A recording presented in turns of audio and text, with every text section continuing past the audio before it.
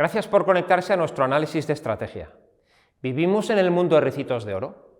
Como descuentan los mercados, nos encaminamos a un escenario de menor inflación, de bancos centrales deteniendo las subidas de tipos de interés y de manera simultánea con un crecimiento económico resiliente. Ciertamente, los datos macro más recientes están saliendo mejor de lo esperado, pero nos adentramos en un entorno en el que conviene hacer algunas matizaciones en el proceso de vuelta al riesgo. ¿Menor inflación? Sí.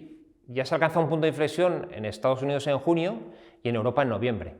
Además, en la parte de los servicios, que es la que es más fácil de atajar, también se comienza a ver algunas noticias alentadoras. Por ejemplo, los precios de los servicios se comienzan a frenar en Estados Unidos. El último mes se frenaron en 2 décimas si se extrae el efecto de los alquileres y los servicios médicos, y en Europa también, en tasa intermensual.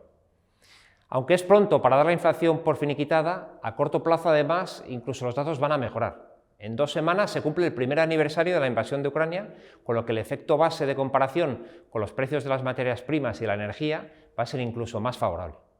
En crecimiento económico las noticias están siendo buenas y están sorprendiendo al alza en muchos frentes. Sin ir más lejos, el PIB de Estados Unidos creció un 2,9 en el cuarto trimestre y el de la eurozona, en un invierno que está siendo menos frío, ha podido esquivar por 1/10 la entrada en negativo. Datos que, aunque positivos, conviene matizar. Por ejemplo, el PIB americano creció a pesar de una caída de la inversión residencial del 27% y que la mitad de su crecimiento se explicó por el aumento de inventarios. Un factor que consideramos que no va a continuar en los próximos meses porque las empresas ya han logrado recomponerlos y además el consumo está en una fase de moderación. Y en Europa, por ejemplo, ese crecimiento del más 0,1 trimestral se debió en gran parte a una desproporcionada aportación de la economía irlandesa que avanzó un 3,5%. Pero sin duda la sorpresa más fuerte en la macro norteamericana está viniendo por el lado del mercado laboral que no se termina de debilitar.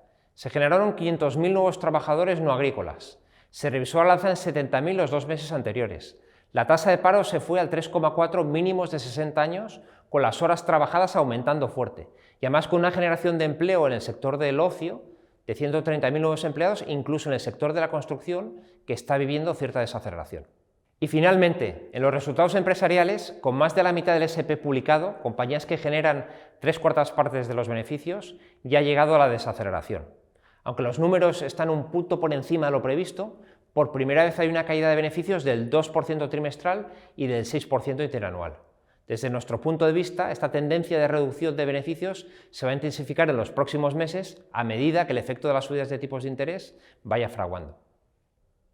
Con todo esto, ¿qué podemos esperar para los mercados?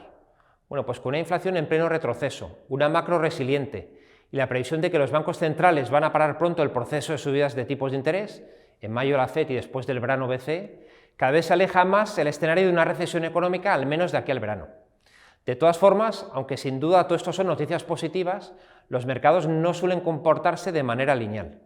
Hay mucha ilusión en este arranque de año y el potencial para la bolsa es limitado a los niveles actuales de valoración si no se consigue un empuje de los resultados empresariales y eso a corto plazo pues parece que va a ser complicado. Por ello, preferimos mantenernos defensivos a los precios actuales y canalizar las inversiones en renta fija de corta duración a la espera de más evidencias sobre el impacto que tendrán las subidas de tipos de interés en el crecimiento económico. Muchas gracias.